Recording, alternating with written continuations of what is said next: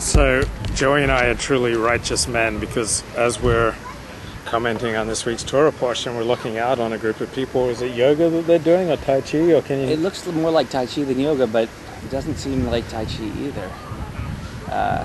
That guy with the black pants is the leader. But who cares about him? There's this total hottie in jeans. Yeah, she's the hottest, but others are... It's well stocked with attractive women, but... Well, I wouldn't say well stocked. Maybe there's possibly two. Well... Well, I guess it depends what you find. Two vessels for Israel. That's a lot. Ooh, hey, yeah. We really are righteous men, because this has been going on the whole time. But oh, good Lord. Well, I said this before to someone. I mean, I do think there is flexible. There is a flexibility is a very underestimated strength and virtue. Woman, go ahead. Well, it's not just flexibility. I mean, it's grace. It's also grace, but it's also the accentuating of certain body parts. I mean, she had more hip movement there than was strictly necessary. I think. I think that Jesus Christ. For men, I mean, it's just no. For women too, it's pleasurable to look at an attractive woman is like sliding and stretching and bending like that. Yeah. Yeah, and the one in the yellow has now noticed that our eyes are upon them. Wow. And it has affected her. You know, I'm so grateful for the Torah for like keeping me within limits and boundaries. Otherwise, I'd get into so much trouble. Yeah, right. The shield of Abraham. Now I'm thinking that the shield of Abraham takes on a new meaning. He was protecting. Well, I don't know. Yes, it is the shield of us, the seed of Abraham. So Abraham shows a lot of moral growth here, because the first 3 times he talked about God, it was all about him. Really? So this is the first. Now he's concerned for the welfare of total strangers. Right. So that's a tzaddik. Like the first 3 times, all about him. Right. But if you read, and that does seem like growth. But if you read the Art Scroll commentary, what it indicates is that this was sort of for promoting the ways of peace, because Abraham was concerned that people would know, well, there's no way God did this without telling them. Right. And if Avraham Avotenu didn't try to intercede on behalf of the condemned, well, then what kind of a tzaddik is he? Well, we called Noah a tzaddik, and he didn't. He just said, "How big do you want the boat?" Right. Yes, that's true. But at least that was more about, okay, this is my job, I'm going to do it. If Abraham's concern was that, my God, what will the goyim think? That's less noble than how big do you want the boat? Is it not? I don't know. Maybe I think it complicated things more than I could get my head around. Well, you're still looking at that forbidden fruit. No, I'm looking at the Torah. Abraham is concerned with strangers, just as I am concerned with a stranger. Right. Yes, I am like very much on the level of Abraham. Right. So you are Kamo Abraham. I'm walking in the ways of Abraham. Walking in the ways of Abraham. But Abraham, see, this is my thing.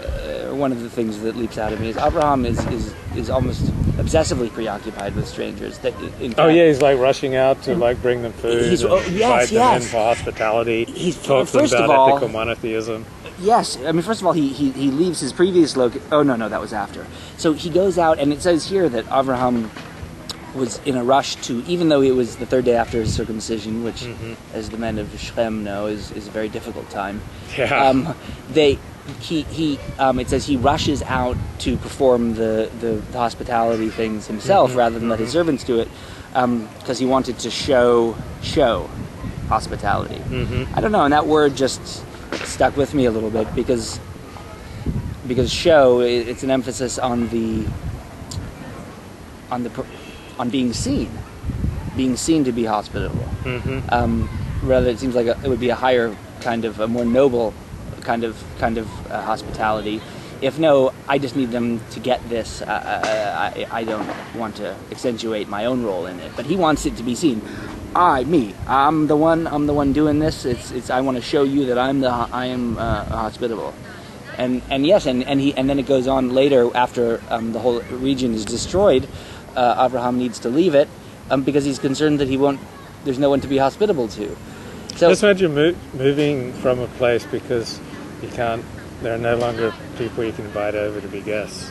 Yeah, it's kind of all about you. Like, it's all about, God, I just love being gracious. It's like a potlatch, like pleasure, where the Mayans or whoever would compete to see who could be the most giving. It was a status thing, really. It wasn't about giving. It was about being seen to be the most generous. And it makes me think of, I mentioned, I think before we started this, that for Muslims, Abraham is like synonymous with hospitality. Like that's where these traditions come from, or Ibrahim, as they know him, where the Bedouin always takes the random people into their tent, and they're imitating Abraham. It's too much. I should totally be in a Tai Chi or yoga class, because there are 2 guys in this entire class and 20 chicks. I am totally wasting my life. When I should be doing Tai Chi right now. It's chicks really dig spiritual stuff. Like if you go to any kind of go Kabbalah to a store that center. sells crystals or something like that, Right. and then learn, and you're kind of in. Like it's like you're a piranha among the guppies. So that's so there's that. But yeah, look at that. Look at that ratio.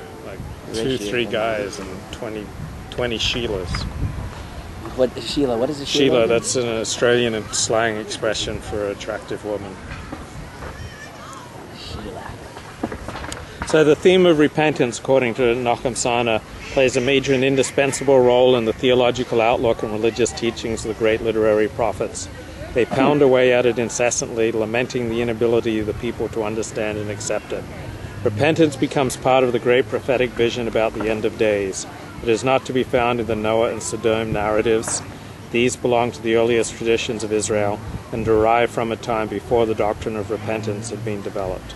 Interesting. Yes, because right. You think of Jeremiah and you think of the prophets, the Nevi'im, and you think repentance.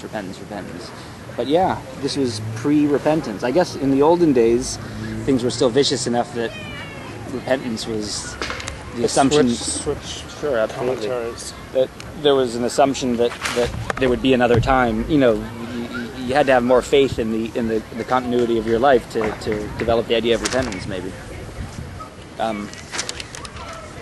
So this is Nahum Sarna. Is he related to Jonathan Sarna? Yeah, I think he's his father. Huh. That's interesting. Like Samuel Chomsky and Noam Chomsky. So Lot takes in these angels, and the men of Sodom come to rape them.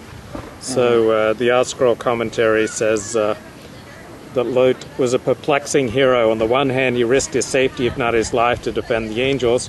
On the other hand, incredibly, he offered his own children to the crazed mob. Usually a man will fight to the death for the honor of his wife and daughters. Yet this man offered his daughters to be dishonored. Said the Holy One, blessed be he, to him, by your life it is for yourself that you keep them, because the end was that the drunken Lot lived with his daughters, and they conceived by him. He made a further appeal that as long as the guests were under his roof, they were under his personal protection, and his fellow Sodomites should desist for his sake. Well, it didn't work.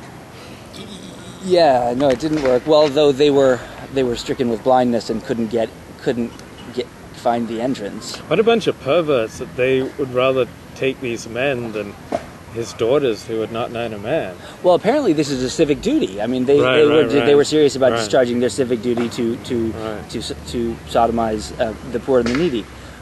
So, I mean, I guess you could say that they took their responsibilities as citizens very seriously. But yes, Wow. It's yeah. Luke doesn't enjoy it. Yeah.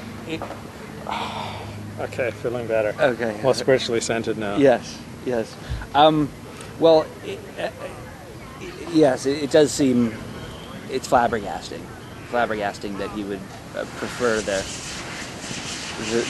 pimping of his daughters, not just to any mob, but a crazed mob.